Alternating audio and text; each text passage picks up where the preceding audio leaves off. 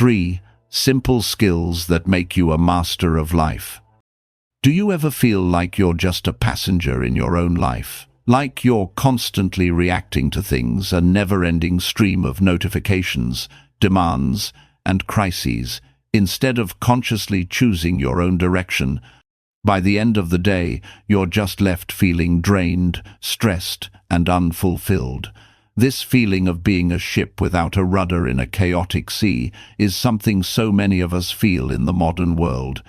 But what if I told you there was a toolkit, first developed over 2,000 years ago, that can help you not just navigate this chaos, but actually master it? What if 3 simple skills could give you the power to become the commander of your own life, to build a mind so steady that it stays calm even when everything outside of it is in turmoil? That's what we're going to explore today, using the ancient philosophy of Stoicism. But this isn't a history lesson. This is a practical training session. For each skill, I'll give you actionable exercises you can start using right away.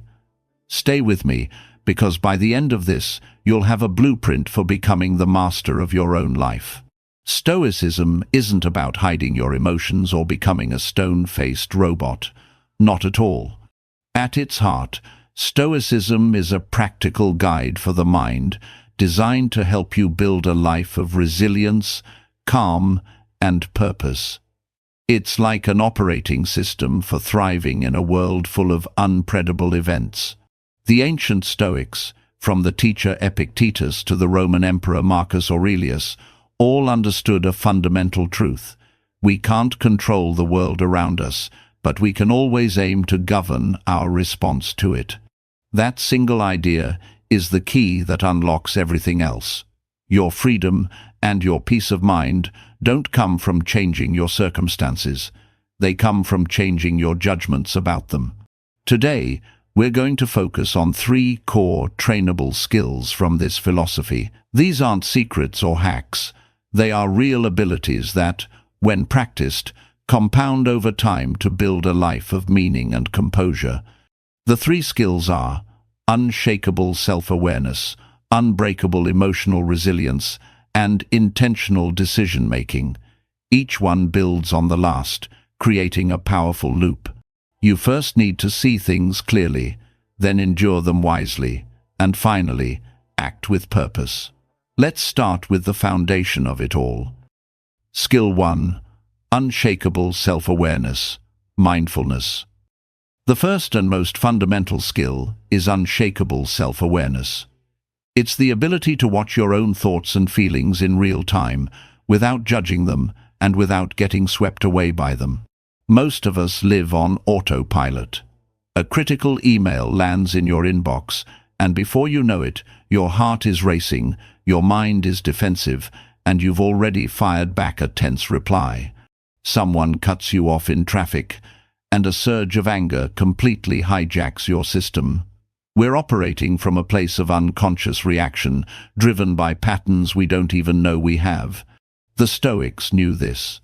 The philosopher Epictetus taught that we need to constantly test our impressions, our gut reactions, like a banker testing a coin to see if it's real. Is this thought actually true? Is this feeling a reliable guide for how I should act? Self-awareness is what creates that little bit of space between a stimulus and your response. In that space, you find your freedom to choose. Without it, you aren't free. You're just a machine reacting to its programming. Why is this so crucial? Because you can't change what you're not aware of. Self-awareness shines a light on your unconscious programming. It helps you see the flawed logic behind your anger, the insecure assumptions fueling your anxiety, and the impulsive desires that keep derailing your goals. It's the diagnostic tool for your inner world. The Roman Emperor Marcus Aurelius even wrote his famous Meditations as a personal journal dedicated entirely to this practice of self-examination and self-awareness. So, how do we build this skill? It starts with simple, consistent practice. First is the morning intention and evening review. This is a classic Stoic practice to frame your day. When you wake up, before grabbing your phone, just take 2 minutes. Set an intention for the kind of person you want to be today. Not a to-do list, but a who-to-be list. For example, today I will be patient, or today I will focus only on what is in my control. This gives you a clear benchmark for yourself. Then, at the end of the day, do a quick review. This isn't about beating yourself up, it's about honest reflection. Ask yourself 3 simple questions. What did I do well today? Where did I fall short of my intention? What can I learn for tomorrow? This daily ritual makes self-awareness a structured habit. The second exercise is Stoic journaling. This isn't a Dear Diary entry. It's more like a focused, analytical conversation with yourself. Use prompts to guide you. For example, when did I feel a strong negative emotion today? What was the exact thought that triggered it? Was that thought based on reality or just my interpretation? What's a more rational way I could have looked at it? Writing it down forces you to see the patterns. You might realize your anger at a coworker wasn't about their comment, but about your own fear of looking incompetent. This is where real self-knowledge begins. The third, and most immediate, exercise is the micro-practice of the pause. This is your tool for real-time situations. When you feel triggered a stressful email, a frustrating comment, your only job is to pause for 3 breaths. Inhale, exhale, inhale, exhale, inhale, exhale. In that tiny 10-second window, you interrupt the emotional hijack. Then, just label the thought. Instead of thinking, "My boss is a jerk," you say to yourself, "I am having the thought that my boss is a jerk." This simple trick creates distance. It reminds you that you are the observer of your thoughts, not the thoughts themselves. Practicing these exercises consistently will slowly but surely build the muscle of self-awareness. You'll start to see the world and yourself with incredible clarity, and that clarity is exactly what you need for the next skill. Skill 2. Unbreakable emotional resilience. Once you can see your thoughts and emotions clearly, the next step is to manage them. This is emotional resilience, the ability to handle stress, setbacks, and difficult emotions with calm and reason. The Stoics taught that our suffering doesn't come from external events, but from our judgments about those events. As Epictetus famously said, "It's not things that upset us, but our judgments about things." Think about that for a second. The rain doesn't ruin your day. Your judgment that a rainy day is bad ruins your day. Criticism doesn't cause you pain. Your judgment that the criticism means you're a failure causes the pain. This is an incredibly empowering idea because while you can't control the rain or other people, you have total control over your judgments. This idea, which the Stoics called the dichotomy of control, is the master key to emotional strength. Why does this matter? Because a life without resilience is a life of constant chaos. You're at the mercy of every external event and every opinion. Your inner peace is fragile. Resilience, on the other hand, gives you an inner citadel, a fortress in your mind that stays secure no matter what's happening outside. It allows you to feel your emotions without letting them dictate your behavior. You can feel disappointment without falling into despair, or feel anger without lashing out. Building this resilience is like mental strength training. Here are 3 exercises to forge it. First, live by the dichotomy of control filter. When you feel stressed or anxious, ask yourself this simple question: what in this situation is in my control, and what is not in my control? You can't control being laid off, but you can control updating your resume, networking, and managing your budget. You can't control a rude comment, but you can control whether you escalate the fight or respond with calm. A great way to practice this is to draw 2 columns on a piece of paper, in my control and not in my control. Put 100% of your energy into the first column and practice accepting the second. This isn't giving up. It's being smart about where you spend your energy. The second exercise is cognitive reframing, a technique so effective that its principles heavily influenced modern cognitive behavioral therapy, CBT. When you catch a judgment that's causing you pain, challenge it and reframe it. Ask yourself, what's a different, more empowering way to see this? That project that just failed isn't a disaster. It's unexpected data that will help me succeed next time. That harsh criticism isn't proof of my failure. It's one person's perspective that might contain a lesson. Seneca once said, "We suffer more in imagination than in reality." Reframing brings you back to reality. A powerful tool here is what's now called negative visualization, a modern take on the Stoic practice of premeditatio malorum, premeditation of evils. This isn't about being pessimistic. It's a tool for gratitude and resilience. Take a moment to calmly imagine losing things you value, your job, your health, a relationship. This does 2 things. First, it strips those events of their power to shock you if they ever happen. And second, it makes you incredibly grateful for what you have right now. The third exercise is to build resilience through voluntary discomfort. The Stoics believed in training the will, and we can apply that today by deliberately exposing ourselves to mild, safe discomfort. Take a cold shower, skip a meal, and just feel what hunger is like for a little while. These small acts of self-discipline prove to your mind that you can handle hardship. They build your mental toughness, making you less fragile when real adversity strikes. Through these practices, you build an inner fortress. Your emotions no longer rule you. They become valuable information you can manage with wisdom.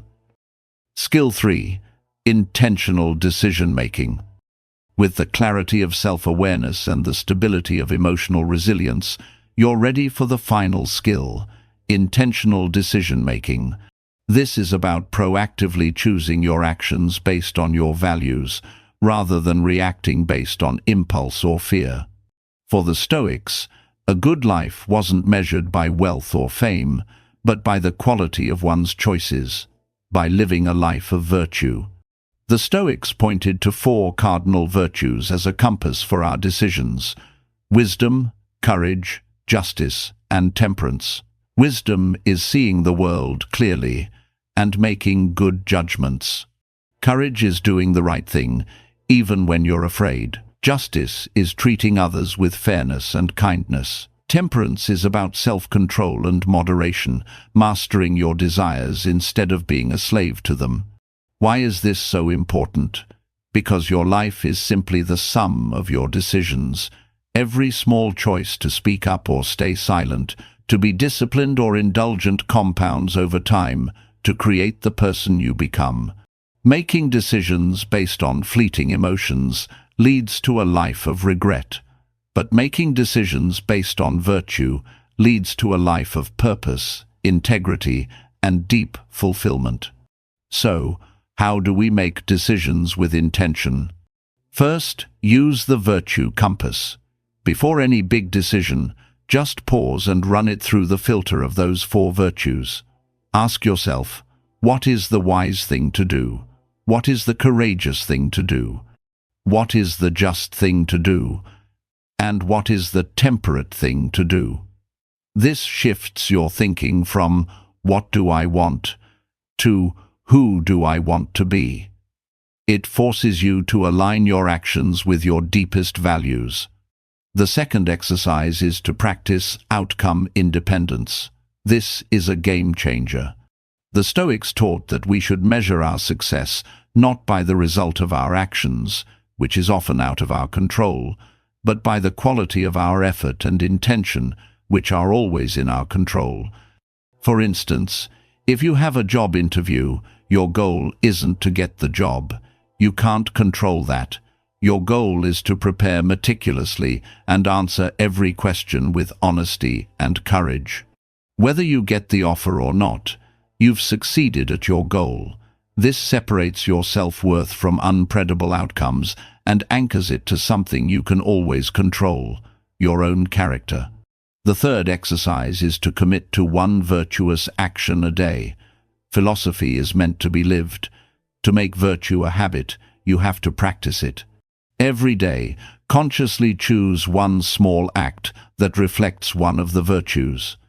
Maybe it's a courageous act, like finally having that difficult conversation you've been avoiding, or a just act, like standing up for a colleague, or a temperate act, like putting your phone away to focus on your work. These small actions are like deposits in your character bank. They build momentum and slowly turn virtue from an idea into who you are. By using these tools, you stop being a reactive creature of circumstance and start becoming the architect of your own character. You begin to build your life with intention, one virtuous choice at a time. Conclusion. So there you have it, a powerful blueprint for life, drawn from the timeless wisdom of Stoicism. It's not a complicated system, but a path built on three fundamental skills. First, you develop unshakable self-awareness, so you can see your inner world with clarity and honesty, spotting the judgments and reactions that are holding you back. With that awareness, you build unbreakable emotional resilience, that inner fortress that allows you to face life's storms with calm and reason, responding with wisdom instead of fear. And finally, grounded in that awareness and resilience, you practice intentional decision-making, using your values as a compass to guide your actions toward a life of purpose and integrity. Awareness shows you what to work on. Resilience gives you the strength to work on it. And intention directs that work toward what matters most. This isn't a one-time fix. Mastery is not a destination. It's a path you choose to walk every single day. The tools are now in your hands. The path is clear. The choice, as always, is yours. The journey to self-mastery begins with a single, intentional step. So, I have a question for you. Of the three skills we've talked about, self-awareness, emotional resilience, or intentional decision-making, which one will you commit to practicing first this week? Let me know in the comments below. Declaring your intention is a powerful first step in making it real, and sharing your journey can inspire others who are on the same path. And if you found this guide valuable, make sure to subscribe and hit the notification bell. We're building a community of people dedicated to living with purpose and resilience, and we'd be honored to have you with us. Thanks for your time today. Now, go and begin the work.